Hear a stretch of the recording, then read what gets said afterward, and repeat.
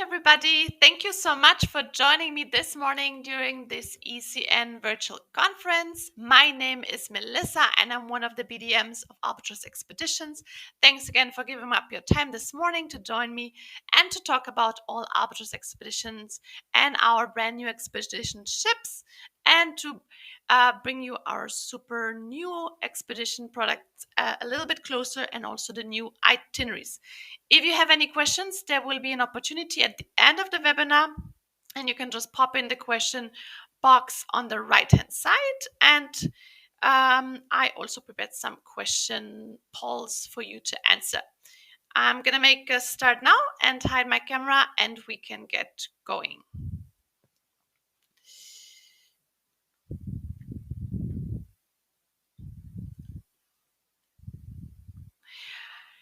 So again, welcome on board Albatros Expeditions. Albatros Expeditions is a relatively young brand. And as part of the Albatros Travel Group, we have been sending people to the polar region since 1986. So we've been doing this quite a long time, 35 years now, with an original focus of Greenland before starting to branch out into Svalbard, Iceland, Canada, and down into Antarctica. And this young gentleman that you see on the picture here, Søren, he is our owner and founder, and still we're a family-owned company. Søren himself, he is a biologist. He was an expedition leader for a long time. And also he had this vision that one day he wants to have his own expedition cruise line. And here we are now with two brand new expedition ships.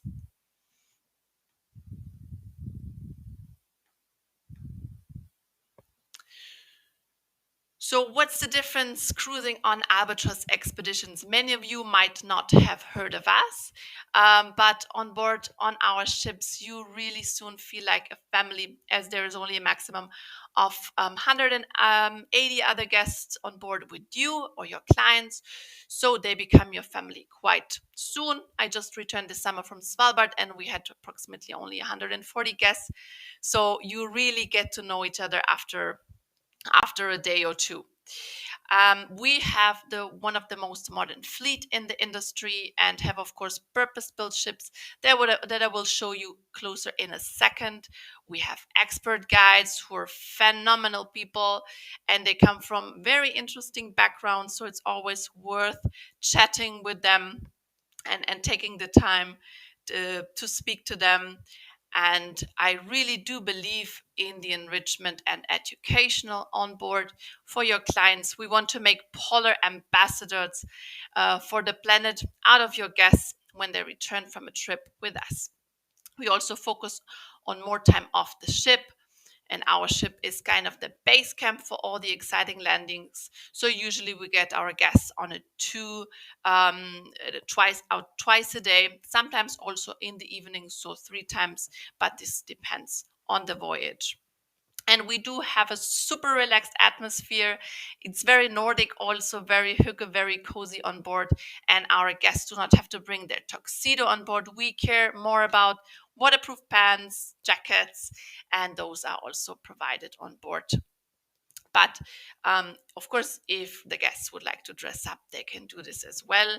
And of course, a very important point is the sustainability. We have one of the most sustainable vessels that there is, and also care about the concepts on board and on land. And I will talk about this a little bit later. So first, I would like to speak a bit about our two brand new ships. The first one is Ocean Victory, and she came out in 2021 for her first Antarctica season. And just this season, for the first Arctic season, the Ocean Albatros, they have been purpose-built for the polar regions, and the Ocean Albatros is deployed in Antarctica and Arctica, and the Ocean Victory is deployed only in the Antarctic regions.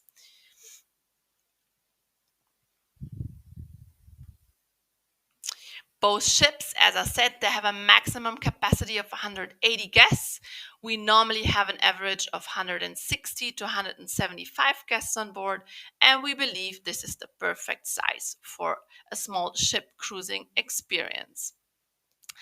And with a total of over 90 staterooms and suites, and all with unobstructed view, and most approximately over 60% have their own balcony. So also here on this picture, probably the first thing that you're noticing is the X-bow. It has a different shape. It's a patent from a Norwegian shipbuilder, Ulstein, which is present on all of our Infinity class vessels, and which is the Ocean Albatros is the newest vessel. And the X-bow just stands for much more stability and makes the ride in through rough waters much more comfortable, especially in Antarctica when we're going through the Drake Passage. Also, we have the highest ice class rating, 1A. Basically, it is as ice strengthened as a vessel without officially being an icebreaker. So we're not an icebreaker, but we're the next best thing. And also the X-bow has more advantages. It also really helps the fuel efficiency. So we have on these two ships among the lowest carbon emissions in the expedition cruise sector, which we are really proud of. And a little technical details, we have 4 diesel and 2 electrical engines. They run on a similar basis to a hybrid engine. On board, we have several green initiatives. I will speak about it a bit later. Most importantly, no single-use plastic. Parkas are fully recyclable, which is also brand new. And we really want to minimize the impact of the fantastic locations we visit and leave as little footprint as possible. One more feature which I think is quite unique on our vessels, these are the hydraulic platforms. Those we have 2 of those on board, one of my favorites, and actually I try to spend the most time out of there because you really have an unobstructed view. And last cruise, actually, we had a client that was on it, and she was alone there, and she was looking down and taking pictures, and then a whale was passing by. So these are these unbelievable moments that you can experience on an expedition cruise. Furthermore, we do have a lot of other activities off the ship that are enhancing the cruising experience. Of course, Zodiac cruising belongs to every expedition cruise. Then we have a special photography program on board where we have now an additional photographer in a very little setting of 6 or 8 guests that can enjoy this photography experience. We do also open air camping, not on all the voyages, but you inquire that with us. And of course, kayaking is always one of our favorite excursions, as well as the polar plunge that we try to do on every voyage. Also, early in the season, when there is still enough snow, we do offer snowshoeing in Antarctica. And of course, lots of hikes on all our expeditions. We do have an open bridge policy. Of course, due to COVID, there were some restrictions, but now it's actually back to normal. And we do also auctions for charities at the end of the cruise. And of course, the lectures are a big part of the enrichment on board our vessel. So now let's have a look a little bit back on board. And I want to give you a little virtual ship tour. First, I would like to show you some of our cabins, how the ship looks like. It's really a Nordic style, really light. We use some Nordic designers to design our cabins, really cozy and spacious. That's quite important. This is our standard sea balcony cabin, sorry, which is over 27 square meters and has a nice private veranda and is just a really nice place to be in the Arctic or Antarctica. Then another cabin type is a French balcony, a little less expensive, but also with fresh air, which I think is important. And something which is unique that we have G single cabins. This is not the single cabin; they're not as big. But if you have single travelers that don't want to share and don't want to pay the supplement, this is one of our for me is one of the best categories. Category A on deck number 7 with a separate and really a large balcony in all our suites come with other amenities as well. Now we are moving a little bit on our ship tour. Let's have a look. For example, up on the lounge deck, this is deck number 9, one of my favorite spots to hang out in the evening, to have a drink, or to really simply talk to the expedition guides. More enrichment we offer in our library. There is various books and encyclopedias that guests can just sit there for hours and read. And another important topic is always the cuisine. That is an important focus on board of our ship. That's why we actually have 2 restaurants. This is the main restaurant where we serve lunch, breakfast, and dinner. And then we also have the specialty restaurant where we do serve hot rock dining. Then furthermore, we do have 1 infinity pool, 2 jacuzzis for the guests to enjoy, and also an amazing sauna, which I think is the top of the cherry when you come back from a busy day of landings. Also a gym and a spa. I'm gonna make a bit faster because I'm running a bit out of time as well, and I have a lot of slides left. So let's focus a bit more on our itineraries. So the important part.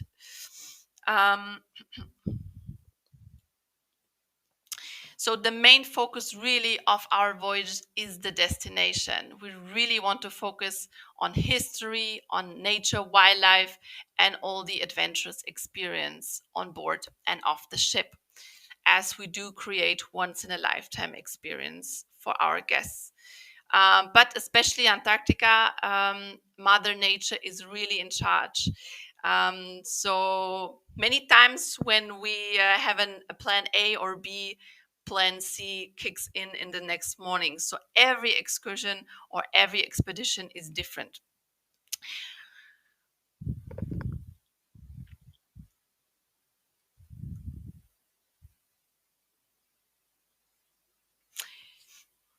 All of our fantastic itineraries depart from and to Ushuaia, and also it's I think always worth to make a little stop in Ushuaia and spend the night where and discover the national park before you head really on our ship. And just to give you an idea what it's like to be on a ship in Antarctica, maybe many of you have never been to Antarctica before, and you've probably seen all the pictures with the 10,000s of penguins. But there is more to do. There's more to see and more to experience, and it's really a place that is leaving us. Some of us have been there many times, but for me, it still makes me speechless to go down there and to really experience this nature, which is incredible.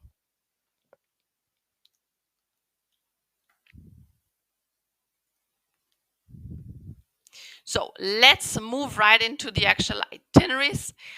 This one, we call this a classic Antarctica itinerary. Classic in the sense that if you have clients that want to experience maybe Antarctica the first time, want to see the penguins, and want to mark off the checklist, this is a great itinerary to go. And we're operating this from October till the end of February.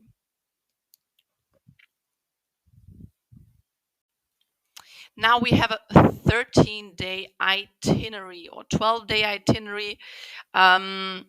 This is gives you the opportunity to explore deeper further south potentially, or into the Weddell Sea. Again, without a set itinerary, we do not know how the sea conditions will look like during this period. Um, yeah, this is also always very important to tell your customers. Okay. These are our slightly longer Antarctica voyages.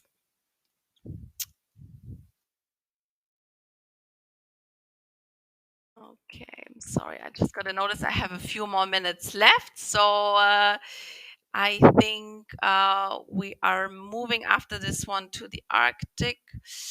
Um, so this is a similar voyage, but later in the season. The goal, as the name already says, is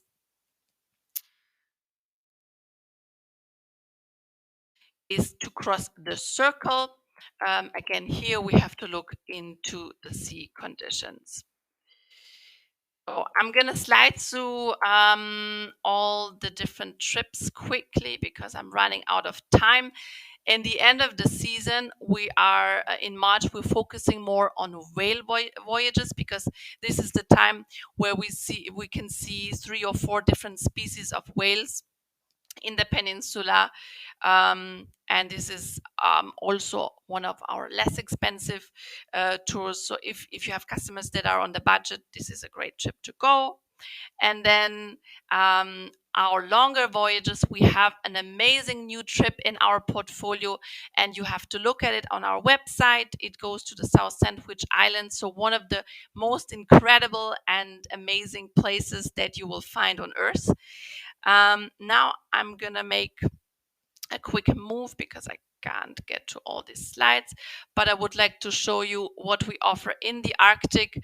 The Arctic season usually starts with some Baltic itineraries, and then we kick off the Svalbard season in June with some shorter itineraries next year, a 6-day tour, and then an 8-day and 7-night expedition, where we of course try to go up to the pack ice and try of course to see the polar bears, walruses, and many different bird species that are on the way.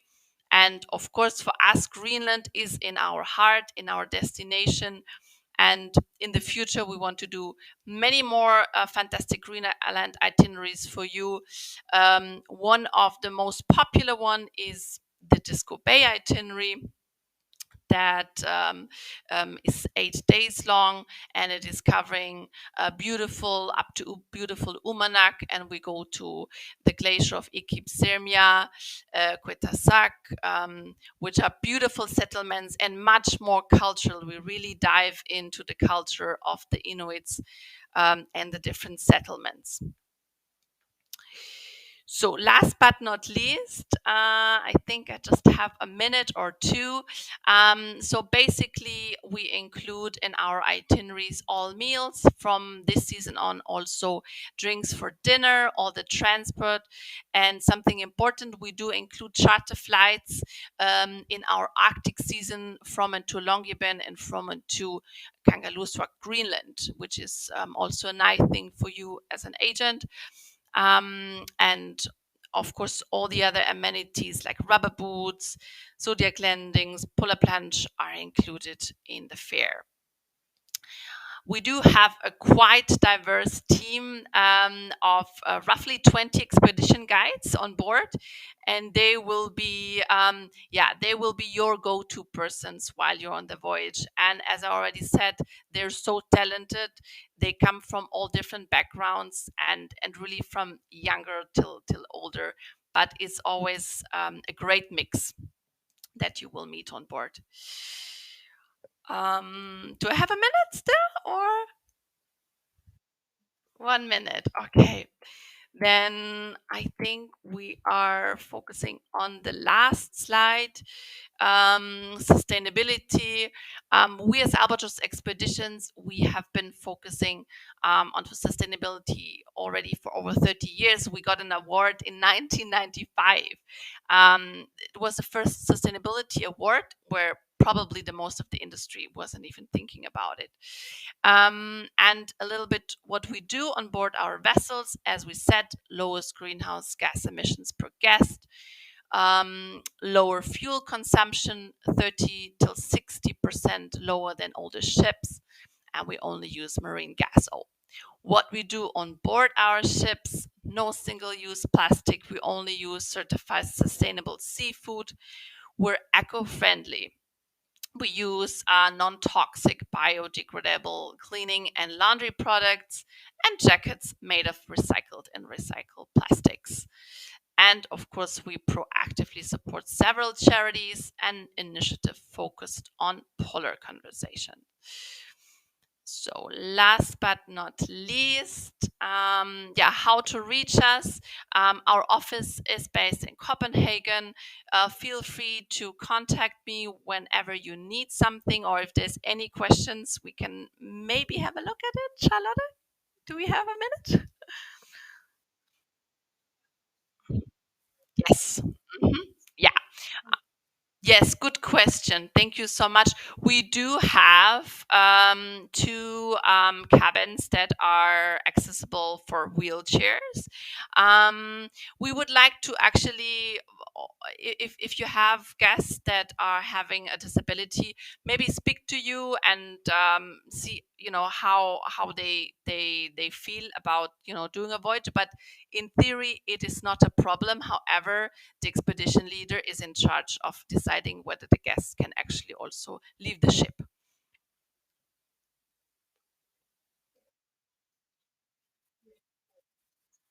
Yes, you can book through some tour operators. Maybe Kit, I can contact you offline and I can give you some recommendations. Thank you.